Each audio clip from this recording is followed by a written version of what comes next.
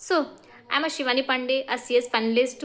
आज मैं आपको बताऊंगी कि हमें सेल्फ स्टडी करनी कैसे है। ठीक है, क्या क्या हमारे प्लान्स होने चाहिए। ठीक है, डेली प्लान, वीकली प्लान। ठीक है, सबसे बड़ी अगर हम देखे जाए ना, सबसे बड़ी एक टफनेस जो आती है ना, कि वो होता है कि एग्जाम के एक दिन जो छुट्टी मिलती है या फिर जितना भी टाइम मिलता है, अगर आप if you are a both group, तो क्या सबसे बड़ा डिफिकल्ट टाइम उस टाइम होता है कि हमें हमारा सारा सिलेबस कंप्लीट नहीं हो पाता और हमें फिर हम पैनिक कर जाते हैं एक दिन पहले एग्जाम के, और सारा फिर पेपर खराब हो जाता है। मतलब मेन जो है ना वो उस दिन है, और वो सिर्फ एक दिन से नहीं होगा। उसके लिए बहुत पहले से तैयारी करते हुए आनी चाहिए, तभी वो एक दिन जो है ना वो हमारा सुकून से जाएगा और हम अच्छे से मतलब पढ़ पाएंगे। एटलीस्ट हमारा पैनिक तो नहीं हो पाएगा जितना पैनिक हम करते हैं। पैनिक तो देखो होता है, पर इतना पैनिक नहीं हो पाएगा जितना हम, क्योंकि हमारे पास इधर सिलेबस होता है ना कि हम कैसे कंप्लीट करें एक दिन में, वो बहुत डिफिकल्ट हो जाता है। ठीक है, तो वो हम कुछ टिप्स एंड ट्रिक्स मैं आपको बताऊंगी कैसे आप एक दिन पहले एग्जाम के अच्छे से पढ़ सकते हो और अपना एग्जाम अच्छी तरह से दे सकते हो। So here we go. तो देखो, सबसे पहले क्या है कि हम जो भी लेक्चर्स अपने, अगर अपने लेक्चर्स परचेज कर लिए होंगे, ठीक है, तो हम डेली बेसिस पे लेक्चर्स जो है अपने देखते हैं। ठीक है, आपको सिर्फ क्या करना है, डेली डेली प्लान में आपने जिस दिन भी जो भी अपने लेक्चर्स देखे उस दिन क्या करना है, आपको क्या करना है, बस जितना आपके फैकल्टी ने पढ़ाया सिर्फ आपको घर आके, और if you are online at your home, बस आपको उतना ही पढ़ना है। जो आपको पढ़ाया गया है सिर्फ वो उतना ही रीड करना है, just read and make notes. ठीक है, एक्स्ट्रा कुछ नहीं करना, बस आपको जितना पढ़ाया गया है उसको सिर्फ रीड करो।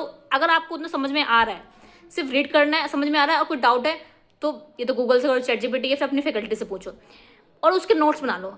हैंड्स नोट्स बनाओ, अपने हाथों से नोट्स बनाना बहुत अच्छा है। और अगर आपको की फैकल्टी से नोट्स बना रही है तो ठीक है, वो भी ठीक है, बट अगर आप अपने हाथों से नोट्स बनाओगे वो ज़्यादा अच्छा रहेगा, क्योंकि वो पता है हम अपने हाथों से लिखते हैं ना, तो हमें समझ में आता है कि हम क्या लिख रहे हैं।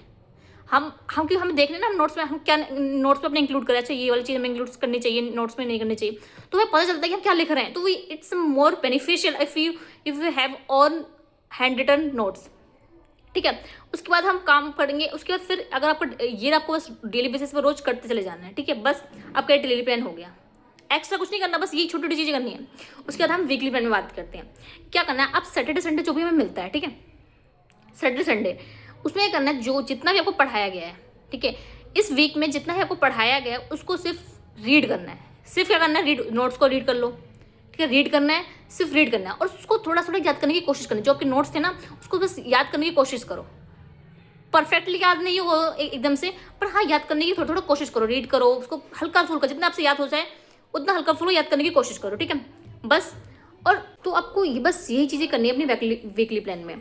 आपको सैटरडे बस आपको जो भी पढ़ाया गया है वीक में उसको बस रिवाइज करना है, उसको लर्न करने की कोशिश करनी है, और अगर आपके नोट्स जो भी पेंडिंग है उनको कंप्लीट करो। ठीक है, इतना हो गया बस।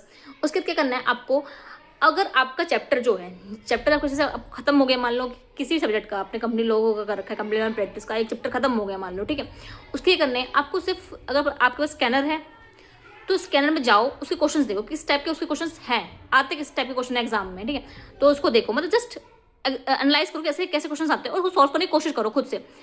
और उसका क्वेश्चन पढ़ा और समझो उसको क्या है क्वेश्चन। उसके बाद अपनी बुक में जाओ, जो भी आपकी फैकल्टी वाली बुक है, या फिर आप अगर ICSI की मॉड्यूल प्रेफर कर रहे हो तो वो उसमें जाओ और उसका आंसर देखो कि क्या हो सकता है इसका आंसर। उसका आंसर देखो बुक में, अच्छा इसका ये आंसर हो सकता है। ठीक है, अगर आपको लगा कि ये आंसर हो सकता है तो उसको मैच करो जो सजेस्टिव आंसर दे रखे हैं। अगर उसमें लगा कि हाँ मैं इसको ऐसे लिख सकता था, अच्छा इसमें ऐसे लिख रखा है। और मैं तो कहती हूँ ना, सबसे बेस्ट जो अगर चीज़ है, अगर किसी के पास स्कैनर नहीं है तो बेस्ट है कि आप गाइडलाइंस आंसर्स प्रेफर करो। मतलब ICSI की जो गाइडलाइंस आंसर्स होते हैं वो आपको वेबसाइट में मिल जाते हैं उनके। ठीक है, पास्ट ईयर पेपर्स मिल जाते हैं, मैं वही प्रेफर करती थी, क्योंकि उसमें तो सबसे बड़ा फायदा उसका क्या है, उसका फायदा ये है कि आपको सजेस्टेड आंसर्स मिल जाते हैं, कि आंसर्स हमें लिखने कैसे, मेन क्या है ना कि हमें लिखना कैसे।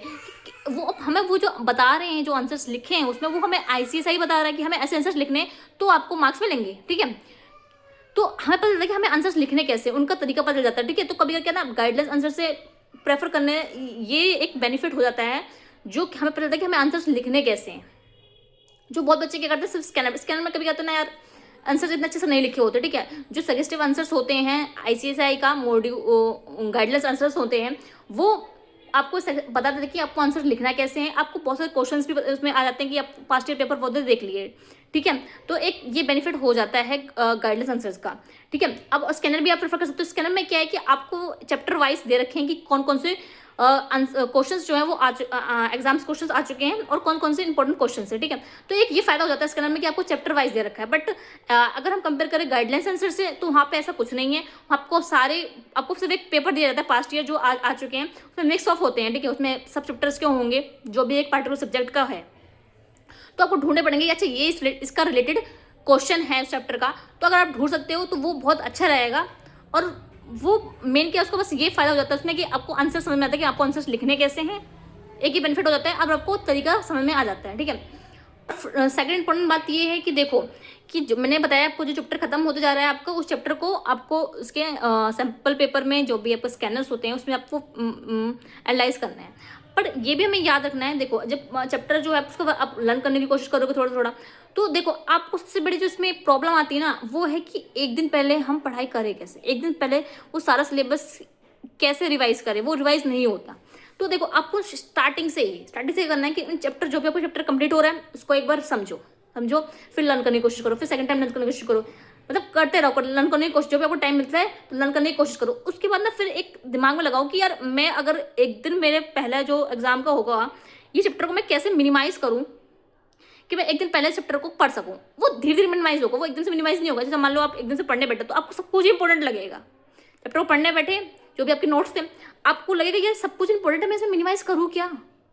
वो फिर फर्स्ट टाइम करोगे, फिर सेकंड टाइम लर्न करने की कोशिश करोगे, तो धीरे धीरे आपको फिर कुछ चीज़ें मिनिमाइज करके हाँ ये चीज़ें तो मुझे आती, ये चीज़ डीम्ड है, ये तो होगा ही ना यार, कुछ चीज़ें ऐसे होती हैं, ठीक है। तो उसको आपको थोड़ा सा मिनिमाइज करने की कोशिश करनी है, ठीक है। तो क्या मेरे ये कंटेंट है मेरे चैप्टर को थोड़ा सा मिनिमाइज करने की कोशिश करो।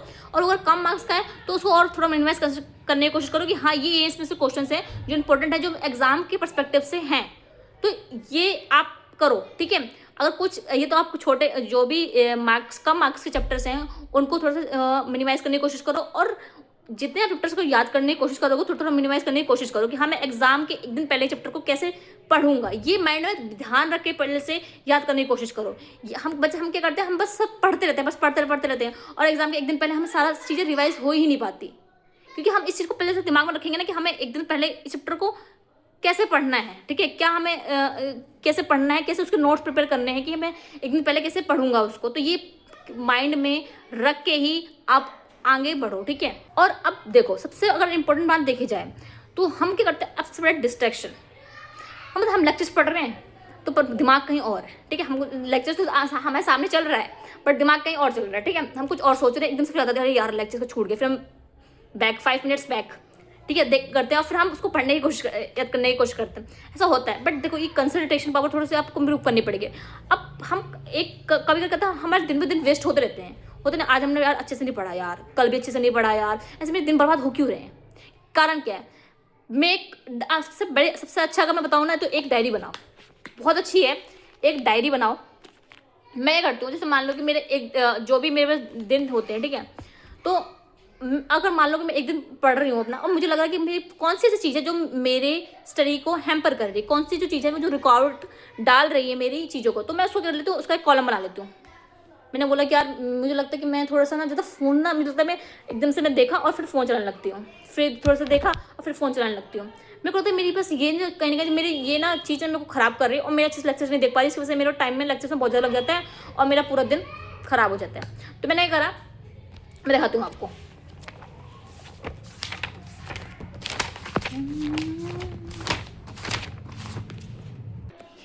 कि देखो ये मैंने ऐसे कॉलम बना रखा है और ऐसे ही मैं ये देखो जैसे कि ये फिर इसमें मैंने क्या कर रखा है, देखो कि मैं दिखाती हूँ। इसे मैंने कर रखा है कि देखो मैं सबसे ज़्यादा, तो देखो मैंने इसे एक ऐसे कॉलम बना लेती हूँ और उसमें लिख लेती हूँ कि मेरे पास मतलब कैसे कौन कौन सी रुकावटें आ रही हैं जिसकी वजह से मेरा जो है वो दिन जो है कहीं ना कहीं वेस्ट हो रहा है। तो देखो मैंने इसमें कॉलम्स बना रखे हैं अपने इसमें, और मैं देखती हूँ कि मैं ऐसी कौन कौन सी चीज़ें जिसकी वजह से मेरी ना रुकावटें आ रही हैं, ठीक है, जैसे कौन सी चीज़ें जो हैम्पर कर रही है मेरी स्टडीज़ को, ठीक है। तो मैं ये करती हूँ उसको कॉलम बनाती हूँ, जैसे मेरे टाइम टेबल फॉलो, मैं कहीं तो टाइम टेबल फॉलो नहीं करती अपने, ठीक है, मतलब जो भी है, ठीक है। तो मैंने फिर मैं डेली वाइज को एनालाइज करती हूँ, जैसे कि मैंने मेरा दिन खत्म हो गया, फिर मैंने देखा कि आज मैंने टाइम टेबल अपना फॉलो किया नहीं किया, अगर मैंने किया है अच्छे से तो टिक आएगा और अगर नहीं किया तो क्रॉस आएगा। ऐसे मैंने साइलेंट ट्रीटमेंट, मतलब मेरा ये है ना कि ज़्यादा कम बोलो और साइलेंट रहो, मेरे मतलब मैंने बना रखा है, जितना कम बोलोगे ना उतना सही रहेगा, मतलब थोड़ा सा क्या है ना बातों में उलझोगे नहीं और अपनी पढ़ाई को लेकर थोड़ा सीरियस रहोगे। जितना हम उलझेंगे ना बातों में, उतना ही हमारा समय वेस्ट होता है। तो मैंने एक बना के साइलेंट ट्रीटमेंट का कॉलम। तो 7 बजे मुझे क्या करना है, बैठना है पढ़ाई करने के लिए, ठीक है। तो 7 से 12 मेरा ये था कि अब मैं 7 बजे पढ़ने बैठती हूँ कि नहीं हूँ, ठीक है। अगर मैं पढ़ने बैठी तो टिक, अगर नहीं बैठी तो क्रॉस। तो डेली बेसिस में मुझे ये एनालाइज करना है। मैं रोज डेली डायरी में टिक और क्रॉस करती हूँ, ठीक है। ऐसे ही मैं स्टे अवे फ्रॉम चिल्ड्रन, मतलब अब क्या मैं क्या करती थी, मतलब हमारे पड़ोस में ना कुछ बच्चे रहते हैं, ठीक है। तो छोटे छोटे बेबी हैं, दे आर सो क्यूट, मतलब उनको देखो ऐसा लगता है कि उनके साथ खेलने का मन करता है, उनको ले आओ घर और मतलब तो फिर उनके साथ टाइम वेस्ट कर लो तो मेरा कहीं ना कहीं टाइम वेस्ट हो जाता है। और फिर मैंने ये सोचा यार नहीं, अब मेरा कहीं ना कहीं मेरी स्टडीज़ पे हैम्पर कर रही हूँ और मेरी टाइम वेस्ट हो रहा है, ठीक है। मतलब इसके लिए मैं थोड़ा टाइम बना सकता हूँ। अगर मुझे लगता है कि कभी मेरा मूड बहुत वो हो गया है, लगता है कि अब थोड़ा सा मतलब दिमाग को फ्रेशअप करना है, तो हाँ मैं बच्चों को थोड़ा छोटे छोटे बच्चे हैं उनको थोड़ा खिलाती हूँ, तो अच्छा लगने लगता है। तो ये मेक टाइम, पर ये मैं कहने के ज़्यादा ही टाइम को हैम्पर करा था, तो मैंने ये बनाया कि मेरे को इससे दूर रहना है। तो मैंने इस पर स्टे अवे फ्रॉम चिल्ड्रन लिख रखा है। तो उस पर अगर मैं उनसे रहती हूँ तो टिक, अगर नहीं रहती तो क्रॉस, मतलब ज़्यादा अगर मैंने इन्वेस्ट किया तो। और इसके हिसाब से मेरा टारगेट अचीव हुआ है कि नहीं हुआ वो मैं तो आपके कुछ भी हो सकते हैं, ठीक है। ये मैं बहुत ज़्यादा फ़ोन यूज़ कर रही हूँ, ठीक है। मैं रिलेशनशिप में बहुत ज़्यादा बातें कर रही हूँ इसकी वजह से, ठीक है। तो आप जो भी है आपका वो करो, पता हमें पता चल जाएगा। आज हमारे पूरे दिन में एनालाइज करो दिन को कि मैंने आज अपने दिन में कैसे क्या किया और कौन सी चीज़ें ने मेरे पूरे दिन को हैम्पर किया, कि मैं अपने आप को टाइम नहीं दे पाई, कौन सी चीज़ें थी, ठीक है। तो उसको बस लिखो कॉलम में, और वो आपको चेंज होता रहता है, ठीक है। कभी आज हो रहा है, कभी कल भी और भी चीज़ें इंक्लूड होती रहती है, तो आप उसको इंक्लूड कर सकते हो आगे, ठीक है, कि यहाँ पे भी कॉलम कर सकते हो, ठीक है। तो इंक्लूड करते रहो उसके हिसाब से अपने और रोज डेली बेसिस पे उसको एनालाइज करो। तो ही एनालाइज करोगे तो ही आप उस पर एक उसको कंट्रोल कर सकते हो, ठीक है। तो बस ऐसे छोटी छोटी चीज़ें करते जाओगे और कंट्रोल होती जाएगी, ठीक है। बस इसको एंजॉय करो और खूब खूब पढ़ो और खूब खूब आगे बढ़ो। फिर कोई डाउट हो, ठीक है, तो comment in the comment box, ठीक है। And if you like my video please like, comment and subscribe it. So thank you.